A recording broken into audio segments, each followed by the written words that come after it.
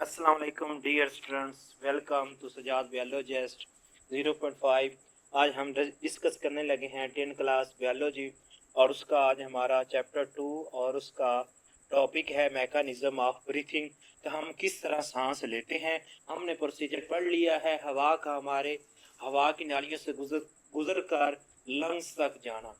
तो हम आज क्या डिस्कस करेंगे, आज हम डिस्कस करेंगे किस तरह हवा हमारे जिस तरह हासिल जाती है और किस तरह हम जिस्म से बाहर निकालते हैं, मैकेनिज्म क्या है, इसका असूल क्या है। तो इसके अंदर ये ब्रीथिंग क्या है, एक फिजिकल प्रोसेस है। क्या है? एक फिजिकल प्रोसेस है।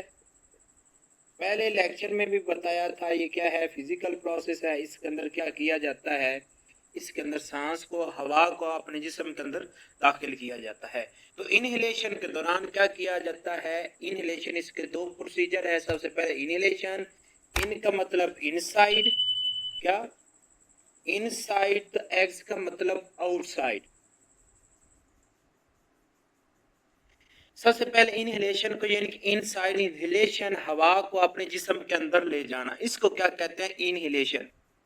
इसके अंदर क्या करते हैं, जो हमारे रिब्स के मसल होते हैं जिनको इंटरकोस्टल कहते हैं, क्या कहते हैं, इंटरकोस्टल मसल, ये क्या हो जाते हैं, अपर हो जाते हैं, अपर हो जाते हैं इंटरकोस्टल मसल। और जो डायाफ्राम होता है वो बिलो हो जाता है, डायाफ्राम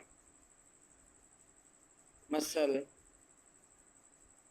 ये क्या हो जाता है। अब इसका प्रोसीजर क्या होता है, फॉर एग्जांपल इसकी पहले बुक के अंदर एक बिलोन की एग्जांपल दी जाती है। उसके अंदर क्या किया जाता है, ये क्या है, बिलोन है। यहाँ से जब यहाँ के जो मसल होते हैं वो ऊपर को खींचते हैं, यहाँ से डायाफ्राम को जब नीचे से फोर्स लगाते हैं, इसका सरफेस एरिया बढ़ जाता है। आपको दोबारा बताता हूँ, यहाँ पे जहाँ पे मसल हमारे लगे हुए हैं इंटरकास्टल, जब हम हवा को अपने जिस्म के अंदर ले जाते हैं तो वो क्या होता है, ये जो मसल ऊपर वाले ऊपर उठते हैं और यहाँ पे नीचे डायाफ्राम होता है, डायाफ्राम क्या है, नीचे को दबता है। तो यहाँ पे क्या होता है, इस प्रोसीजर के दौरान यहाँ पे जो कैविटी है वो बढ़ जाती है। कैविटी बढ़ने की वजह से बाहर से हवा क्या हो जाती है, लंग्स के अंदर दाखिल हो जाती है। अब लंग्स के अंदर हवा दाखिल होगी, उसके बाद क्या होता है, इस हवा को बाहर निकालना। अब यही प्रोसीजर क्या हो जाएगा, उल्ट हो जाएगा। जब हम हवा को बाहर निकालेंगे उस दौरान यहाँ पे जो मसल, रिब्स के ये मसल दोनों ऊपर उठे हुए थे वो क्या है, नीचे को चले जाएंगे। जब वो नीचे को जाएंगे तो उस दौरान क्या हो जाएगा, डायाफ्राम वो भी रिलैक्स हो जाएंगे। बोथ मसल्स और रिलैक्स क्या हो जाएंगे, दोनों मसल रिलैक्स हो जाएंगे। कौन से बोथ, इंटरकॉस्टल, बोथ मसल और रिलैक्स, दोनों क्या हो जाएंगे, रिलैक्स हो जाएंगे। बोथ में कौन कौन से, एक तो इंटरकास्टर है और जो डायाफ्राम के जो मसल हैं, डायाफ्राम है हमारा नीचे, वो क्या हो जाएंगे, रिलैक्स हो जाएंगे। और ये जो कैविटी है कम हो जाएगी। तो इसको क्या किया जाएगा, हवा को जिस्म से बाहर निकाला जाएगा। इसको क्या कहेंगे, एक्सहेलेशन। इनहेलेशन जिस्म को हवा के अंदर ले जाना और एक्सहेलेशन हवा को जिस्म से बाहर निकालना। तो ये डिस्कस हो गया। उसके बाद हम डिस्कस करते हैं रेट, रेट ऑफ ब्रीथिंग क्या,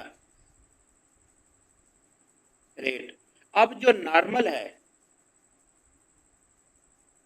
नॉर्मल के अंदर क्या है, इंसान के अंदर 12 से लेकर 12 से लेकर 20 तक, 12 टू 20 पर मिनट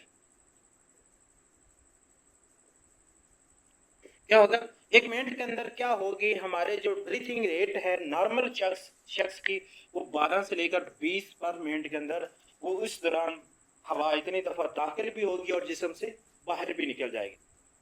अब जो लोग ज्यादा काम कर रहे होते हैं ठीक उस दौरान हम क्या करते हैं, हमारा सांस उखड़ा होता है, सांस उखड़ा होता है। वो सांस कैसे उखड़ता है, उसके दौरान कौन सा प्रोसीजर होता है, इस दौरान प्रोसीजर ये होता है कि जब रेस्पिरेशन होती है, रेस्पिरेशन होने के दौरान क्या प्रोड्यूस होती है, कार्बन डाइऑक्साइड। ये जो कार्बन डाइऑक्साइड है ये कहाँ जाती है, ये ब्रेन के पास जाती है। कहाँ जाती है, ब्रेन के पास जाती है। जब दिमाग के पास जाती है, दिमाग क्या करते हैं, हुक्म देता है, हमारे जो इंटरकॉस्टल मसल्स होते हैं और जो रिब्स के मसल होते हैं और डायाफ्राम, उनको हुक्म देता है, रिफ्लेक्स देता है कि जल्दी से ब्रीथिंग करें, तेज सांस लें। उस दौरान हमारी ब्रीथिंग रेट क्या होगी, वो 30 से लेकर 40 तक, 30 से लेकर 40 तक पर मिनट होगी। आप देखें उस दौरान क्या होता है, हमारा सांस उखड़ा होता है। क्यों उखड़ा होता है? ऑक्सीजन की ज्यादा जरूरत होती है। अगर फिर भी ऑक्सीजन ना मुकम्मल पहुंचे तो हमारे मसल्स के अंदर क्या होती है, एनरोबिक रेस्पिरेशन होने शुरू हो जाती है। उसके नतीजे में क्या बनना शुरू हो जाता है, लैक्टिक एसिड। वो एक अलग प्रोसीजर है, वो बता रहा हूँ। अगर ऑक्सीजन मुकम्मल ना पहुंचे तो क्या होगी, एनरोबिक रेस्पिरेशन होनी शुरू हो जाएगी। उसके नतीजे में क्या होगा, हमारे मसल्स के अंदर लैक्टिक एसिड बढ़ना शुरू हो जाएगा। तो ये आज का यही टॉपिक था, बेस्ट ऑफ लक। इसके बाद हम डिस्कस करेंगे जो डिसऑर्डर हैं, दूसरा ब्रीथिंग के जो रेस्पिरेटरी सिस्टम के डिसऑर्डर हैं उनको डिस्कस करेंगे। हमारे साथ रहिएगा। Best of luck.